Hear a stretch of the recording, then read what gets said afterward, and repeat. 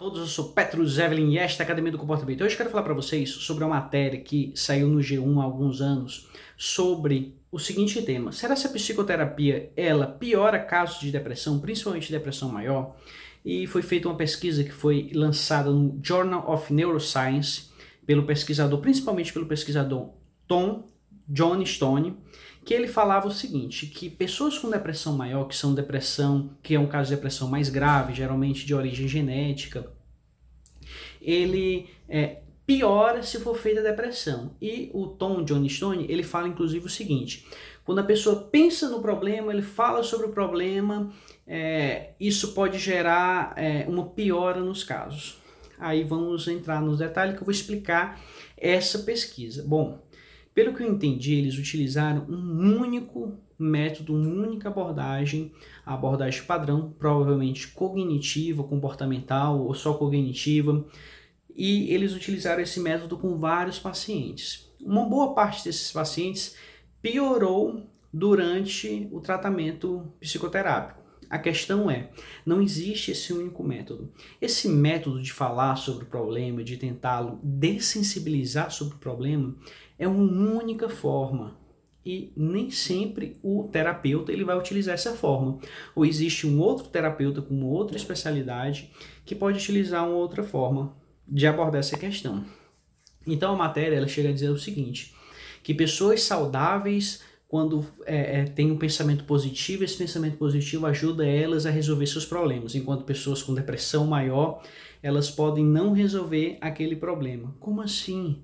Terapia no psicólogo não tem nada a ver com pensamento positivo, você não precisa nem acreditar de uma maneira explícita. O fato de você ir para a terapia já é o maior sinal de que você quer mudança. Às vezes o paciente ele vai para a terapia, ele chega lá e ele, não quero fazer, eu estou aqui e você não vai conseguir me ajudar, etc, etc. Só que ele foi sozinho, ele foi por livre e espontânea vontade. Só isso é um grande sinal de que ele está tendo energia para se modificar. Então, se você pega vários pacientes e coloca eles para ser atendido pelo mesmo terapeuta, com o mesmo método, da mesma forma, muito possivelmente uma boa parte daqueles pacientes eles não vão surtir efeito. Por quê? Porque está sendo utilizado a mesma abordagem para problemas diferentes. A psicologia comportamental, por exemplo, que foi desenvolvida bem fortemente por B.F. Skinner, você não precisa nem falar diretamente sobre o problema. Você não vai agir pensando no problema, que é o que o Tom Johnstone fala, de que quanto mais as pessoas depressivas pensam no problema, quanto mais tentam resolver, mais elas estão pensando na depressão, e isso faz com que elas voltem para a depressão. Mas nem toda terapia psicológica é assim. Por exemplo, na psicologia comportamental, ele pode descobrir quais são os gatilhos que acabam desencadeando seus comportamentos depressivos. E ele vai modificar no seu ambiente, ele vai ajudar o paciente a modificar no ambiente quais são esses gatilhos, o que está no ambiente dela, que está fazendo com que ela emita comportamentos depressivos e vai ajudar o paciente a modificar esse ambiente. Então não tem nada a ver com pensamento positivo, não tem nada a ver com ficar pensando no problema para tentar resolvê-lo, não tem nada a ver com isso. A hipnose, que também foi bem desenvolvida pelo Milton Erickson, que era psiquiatra e era psicanalista, ou seja, uma abordagem bem diferente da psicologia comportamental, ele não exigia que o paciente nem falasse para ele qual era o problema. O paciente não precisava dizer nada. A única coisa que o paciente precisava era se permitir e ir para a terapia. Porque se ele não for, ele está recusando, inclusive, a comunicação do terapeuta com o problema. Então, o terapeuta ele não vai conseguir resolver o problema se a pessoa não está se deixando nem se comunicar. Mas existiram vários pacientes do Milton Erickson que a família levava ele até a terapia e o paciente não falava nada. E o Milton Erickson comunicava-se com a pessoa, fazia a hipnose sem ela falar e resolvia o problema. Sabe por quê?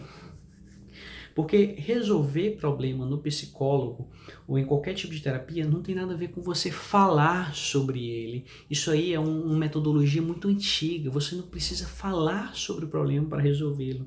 Não tem nada a ver. Isso é uma crença de senso comum, que você ao falar você resolve.